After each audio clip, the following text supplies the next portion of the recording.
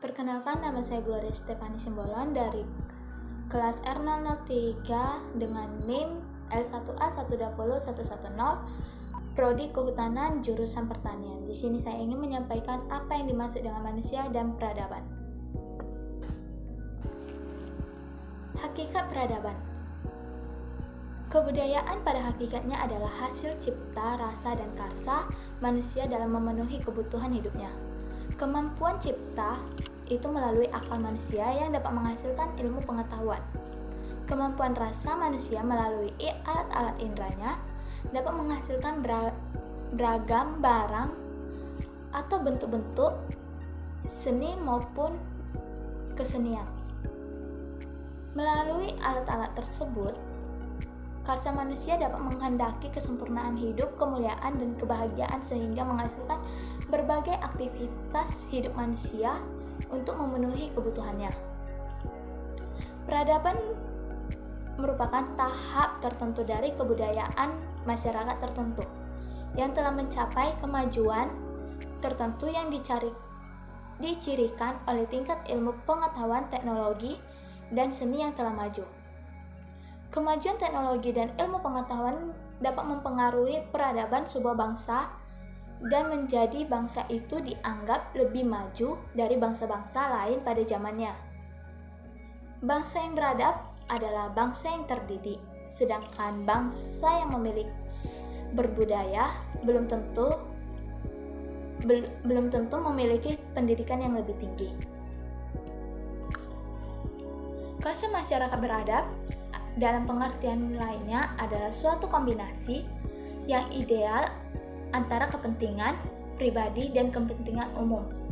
Dalam suatu masyarakat yang adil, setiap orang menjalankan pekerjaan yang menurut sifat dasarnya dianggap yang paling cocok bagi orang tersebut, yang tentunya perlu adanya keselarasan dan keharmonisan. Namun demikian, keinginan manusia untuk mewujudkan keinginannya atau haknya sebagai salah satu bentuk pemenuhan kebutuhan hidup tidak boleh dilakukan secara berlebihan.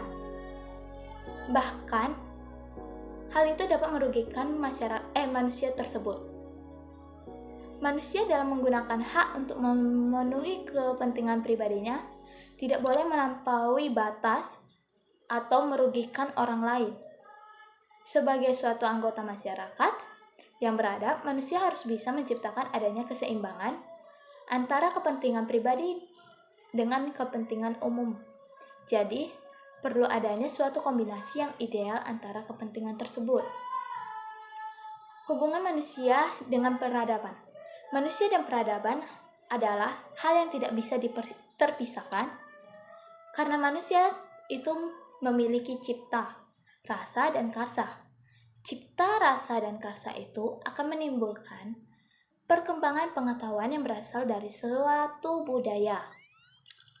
Hal itu juga terjadinya kebudayaan yang dapat mengalami kemajuan. Contoh dari peradaban dan manusia itu seperti misalnya pada zaman dahulu seseorang akan pergi sesuatu dengan menggunakan kendaraan seperti sepeda atau jalan kaki. Akan tetapi, pada perkembangan zamannya, banyaknya alat-alat transportasi lainnya yang sudah dimodifikasi sehingga dapat membantu manusia tersebut, seperti Honda atau mobil. Problematika peradaban dengan manusia. Arus informasi yang berkembang cepat menumbuhkan cakrawala pandangan manusia yang semakin terbuka luas. Di dalam tersini, problematika peradaban tersebut ada negatif dan ada sisi positifnya. Contoh sisi negatifnya yaitu dampak globalisasi terhadap peradaban manusia tersebut. Di antaranya, masyarakat mengalami anomia atau tidak punya norma, atau heteronomi atau banyak norma, sehingga terjadinya konformisme sosial terhadap hal-hal yang sebelumnya dianggap melanggar norma tunggal masyarakat. Selain tersebut, terjadinya disorientasi atau alienasi atau keterasingan pada diri sendiri atau pada perilaku sendiri yang dapat mengakibatkan pertemuan budaya-budaya yang tidak sepenuhnya terintegrasi dalam kepribadian kita. Sisi positifnya itu, semakin meningkatnya peradaban itu, manusia semakin semakin tertolong dan gaya hidupnya semakin dapat dipermudah.